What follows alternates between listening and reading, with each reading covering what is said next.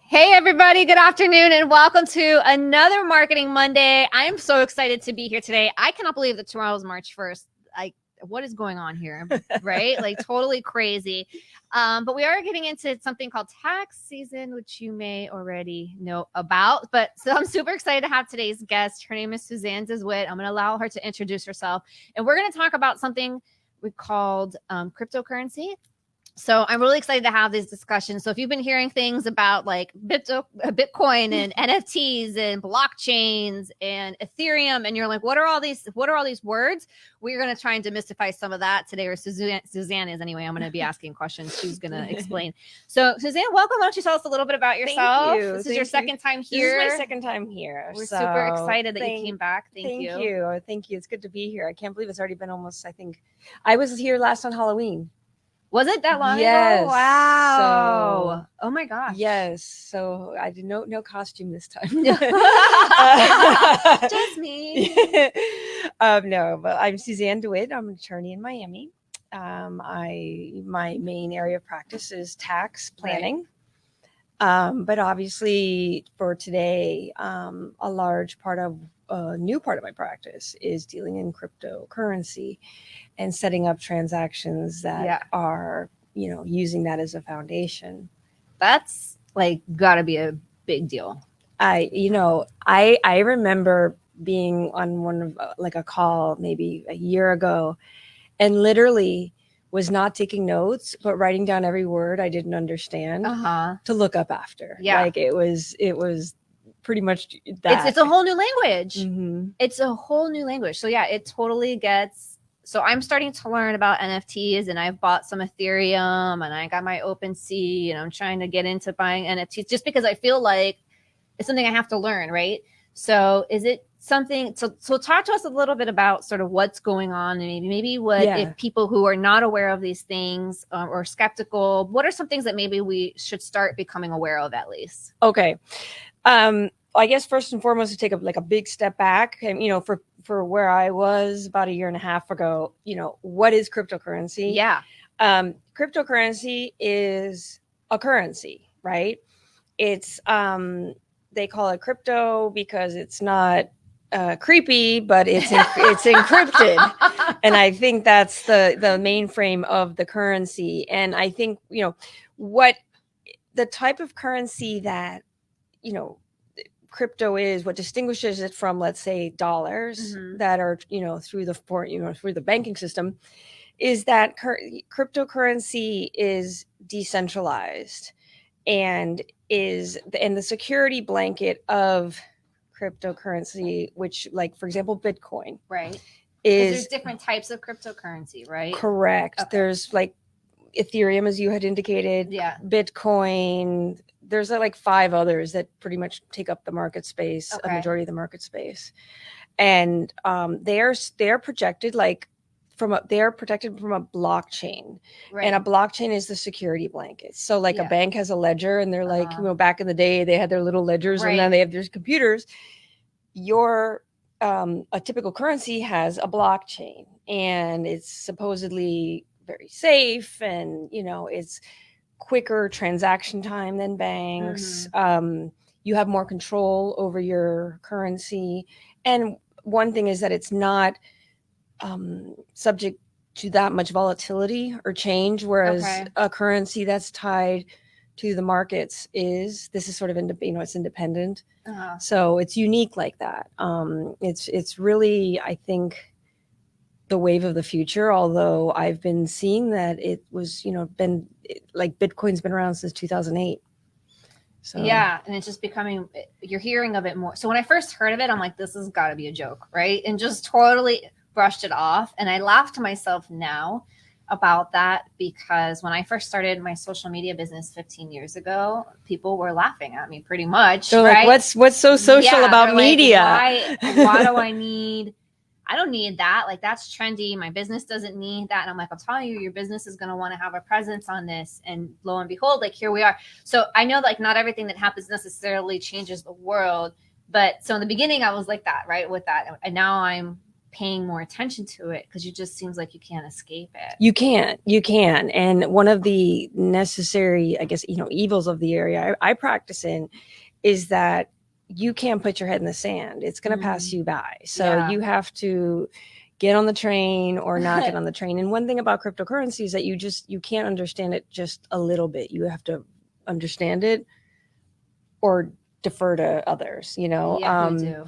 Yeah, it's very intricate. It's not regulated that much yet. So you do have to be a sophisticated currency holder, if you will. And you seem like you have, as you said, you have the Ethereum. I'm dabbling just because I want to know what it is. Like I watched YouTube videos. I got into it because I wanted to start buying NFTs because I had seen that there's potential for that to be a good, could almost like a passive income, right? Almost like buying stocks, but like you're actually buying something, even though it's digital, you're buying something, and then that can, who knows, that could jump up in value, kind of like a baseball card or something, which those are like having a resurgence. Yeah. But it's all digital. And so anyways, that's why I got into it because I thought, this is kind of interesting actually. So I wanted to learn about that. So with your clients, how are they, I know you probably can't give me specifics, but like how are they starting to, in terms of tax planning and just planning in general, how are they starting to use cryptocurrency? Okay, well, I'm not still not set up to take payments on cryptocurrency, but I know a lot of mainstream retailers are.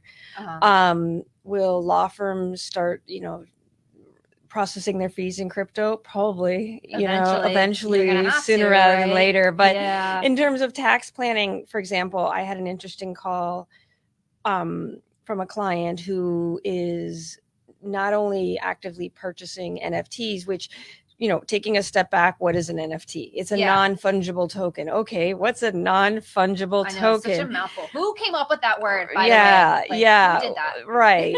So it's, the way I see it is that a non-fungible token is like a dollar, but a dollar is fungible because you can take a dollar or you can take 10 dimes.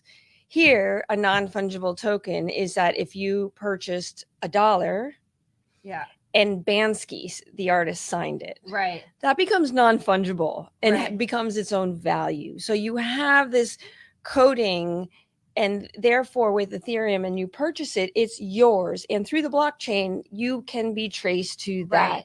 So just because you can't see, touch, and feel something doesn't mean it's virtual in the sense of worth, giving it less value or what have you. In fact, I think it's probably more, it's going to be quickly coming to mainstream. Yeah. I mean, you're seeing people, you're changing their profile pictures on social media to those memes, the NFTs that they're purchasing, because there's different types of NFTs that you can purchase, but they're all digital, right? So it's kind of like a weird concept because you're like, I want to go to the shoe store and I want to touch the pair of shoes that I'm buying. I want to wear the pair of shoes that I'm buying. But there's this whole other world out there where people are buying, especially as we're seeing the Metaverse and all these things emerge, where you can buy stuff and put it in, build your own world, right? With your NFTs. And it's really crazy out there. The Metaverse is definitely insanely innovative in that you can build your own house and put up your own NFT.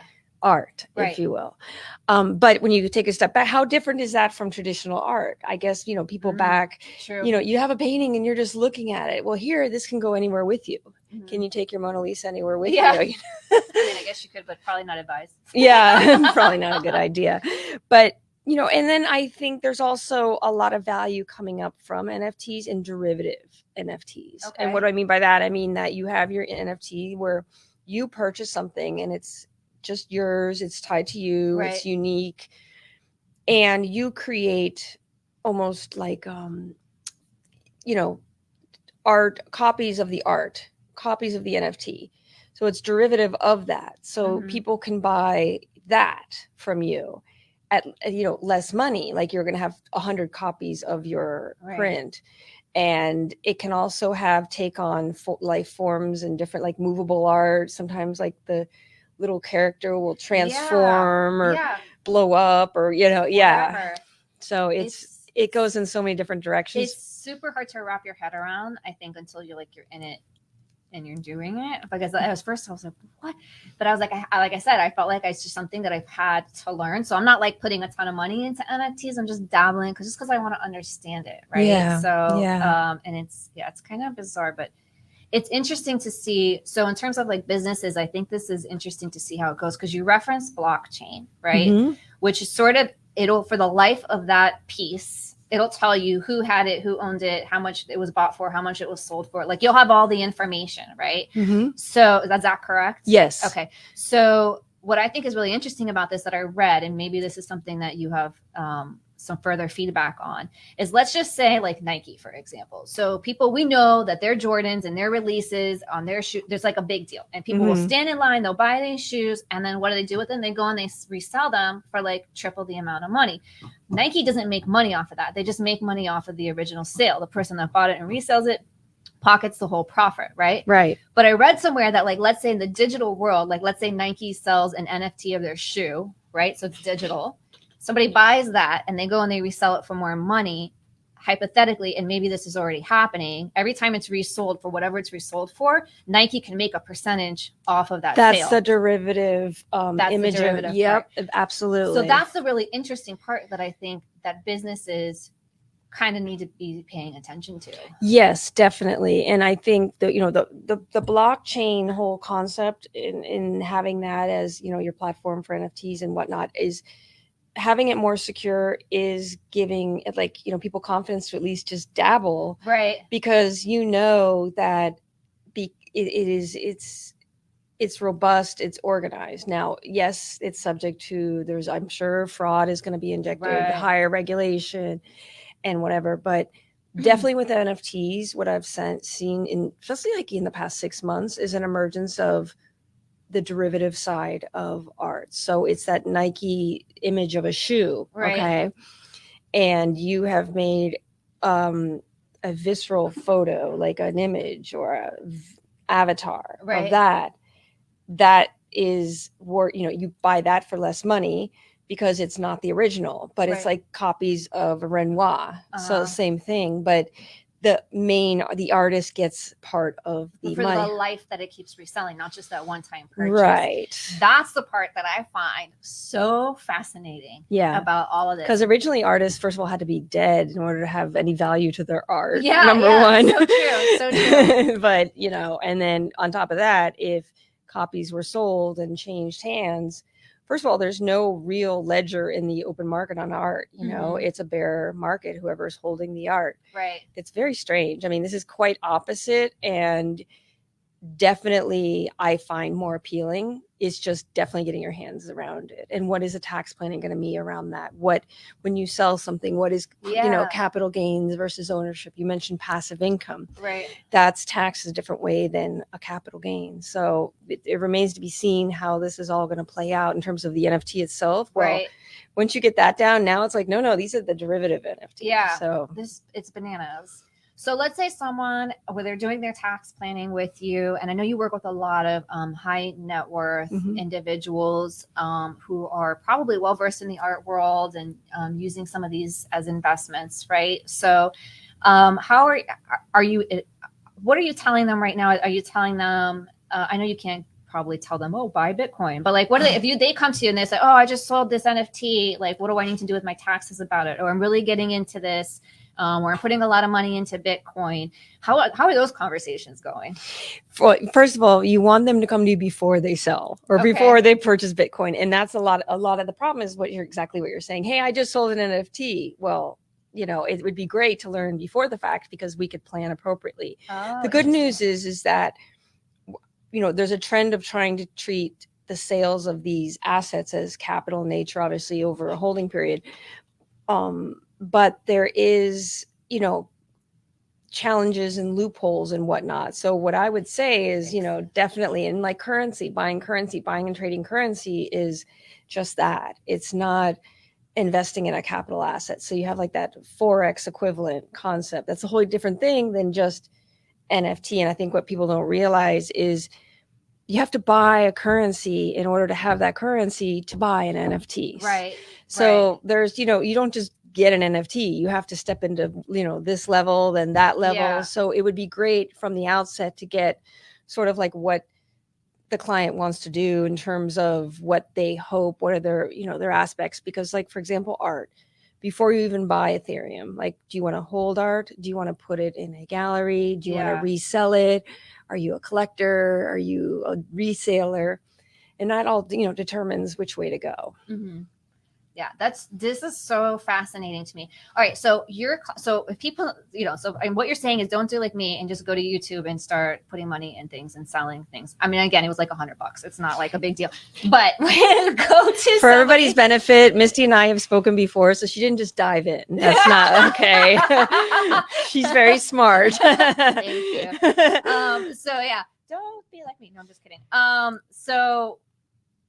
So how are you telling your clients, like, are you educating them on these things? Do you yes, have, I am. Courses that you're recommending to them? Are you giving courses on these things? Like, if someone out there is watching this, yes, and they're like, oh man, like this is really piquing my interest. I've been hearing about this, or this conversation is making me realize I need to be paying more attention to this. What do? Do they just call you and just call me? Because there's going to be different aspects. First of all, it's going to be the bigger picture, and I can educate anybody on, what is crypto, what is an NFT, mm-hmm. what are, trading memorabilia is equivalent to NFTs. Yeah. What is Metaverse? How does this play in all this? So, and then definitely when you understand the infrastructure and then, know, hey, I want to purchase an NFT, then obviously I can advise specifically on, an intended transaction or facts. So yes, you're welcome to call me for general information. Yeah.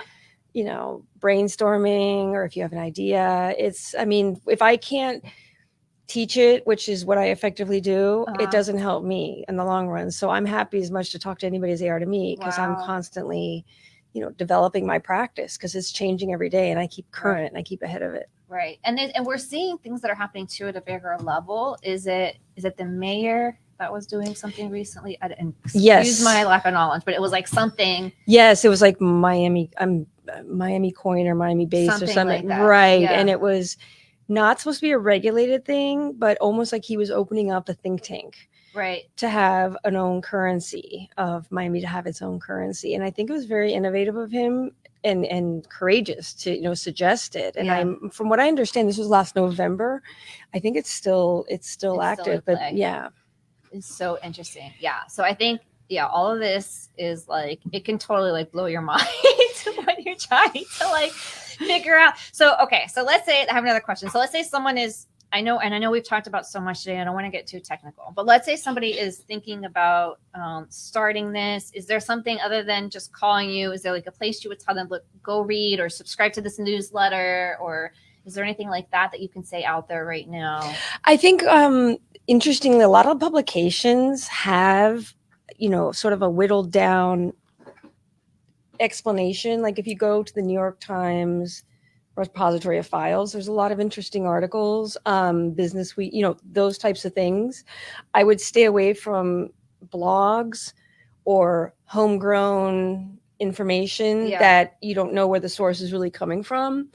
And they obviously provide links to other things. I would go to the main publications. That's a good point. Yes. That's a good point. So in terms of because you had alluded to fraud earlier. So that's a really good point. It's just being really careful where you're sourcing your information. Right. Where you're sourcing your information and where you're, going into, because there are cyber security risks, and not just in the crypto world, but those trying to get into the crypto world. I mean, you don't want to have some sort of like worm planted in you. As if you clicked on that, it's going to follow you all the way. Yeah. Through like forever. And you have no idea. It's just... And you don't know what you don't know. I know. So that's the scary part. Right. Well, you see what I mean? That's why I like to sort of like just try and begin to understand things. I think, maybe sounds like I have to have another conversation, because it's like there's just, as you start to learn about it, there's so many questions still lingering. And but at the same time it's scary, right? But it's also really fun. I feel like it is really fun. And it's really fun for the collector side if you have the time and the energy to invest in it. Definitely get to know it. Mm-hmm. There's a conference in Miami in early April on I think it's NFTs alone. Oh really? And last year it was overattended. So I'm going to be going this year. Awesome. And I would love to talk after that, because that will be very, very interesting. It'll be a paradigm shift. Yeah, I would love to hear like I don't know that I personally could sit for days on end listening to stuff about that. My brain just like doesn't work like that, but I would love to. I will come back and report. Yes. Maybe you'll come back on the show after that and you can share some more tips that you've learned from there. Yeah. So I know we are probably getting close to the end of this show already. It's kind of crazy. Time flies. It does. When we talk about so many things. So is there anything that we haven't talked about in terms of crypto or maybe taxes coming up or anything else that you want to mention? It's tax season coming up. Yeah. You either file an extension. So there's no more COVID extensions and whatnot. So sorry. It's in real time again. Yeah. Traffic's back, we're back. Yeah, we're back. So we're back. You have to get your head into that sort of framework. That's awesome. And if someone wants to talk to you, not just about cryptocurrency, if they're interested in your tax planning, but you are just like a superstar at, thank you. I'm serious. Research her and you're going to see her name like in all these publications talking about these amazing things. Like she's just really an expert, like on her stuff, knows what she's doing. Go to my webpage. I have links to everything. What is your webpage? www.DeWittPLLC.com. Perfect. So, you can check it out there. Oh, we have a question. What's filing an extension? Someone asked. Extension of filing a tax return. Time to file a tax return. So if you have a 1040 that's due, you can file an extension and you get a 6-month extension to file to file later. Because sometimes people have events where, let's say they have an asset that they've bought and sold from a fund, that's like carried interest and they don't have a valuation yet. And a lot of funds take 6 months after the year's end. So you're not able to file the tax return with the gain that you have until you have the value of that gain. So a lot of it's sometimes in very sophisticated funds, you have to be automatically. So so that's why I mentioned that. And there's interestingly a huge trend of more people filing extension than filing returns. Like there's well, I also heard the IRS is like really backed up still from COVID and everything like that. Yeah, it is. But I don't play that roulette game. I'm still, we're going to get this filed if we can. Yeah, if we file if we can, and if not extension, you do your extension, your timely extension. Yeah, smart. I love it. On point. That's how I like to be. I don't like last minute stuff. That would give me a heart attack. I can't. Not one of those people. My husband's like that. I think everyone knows we're like polar opposites in that. Where he's like, we'll do it later, and I'm like, if we don't do it now, like my head's gonna explode. Like anyway, so we constantly try to find that like happy medium. So anyhow, but the government is the government, and the law is the law, and it is what it is, right? And it is what it is. The IRS is the IRS. So get those things in order. If you have questions, call my lovely friend Suzanne. Thank you. She is delightful. Thank you. And you look amazing. I know. Likewise. Thank you. We're just so happy to be here. Hope you come on again soon. I hope everyone out there enjoys the rest of your week. We got March Madness coming up starting tomorrow. That's what I like to call it, Pisces season. Thank you very much. We're excited. We'll see you guys next week. I have an awesome guest coming on he's a retired athlete. He's going to talk about his experience with that. And I'm just super stoked to invite him. So thank you again for being here, Suzanne. Thank you. I hope everyone has an awesome week. We'll see you then. Make it a good one. Be safe out there. Thank you.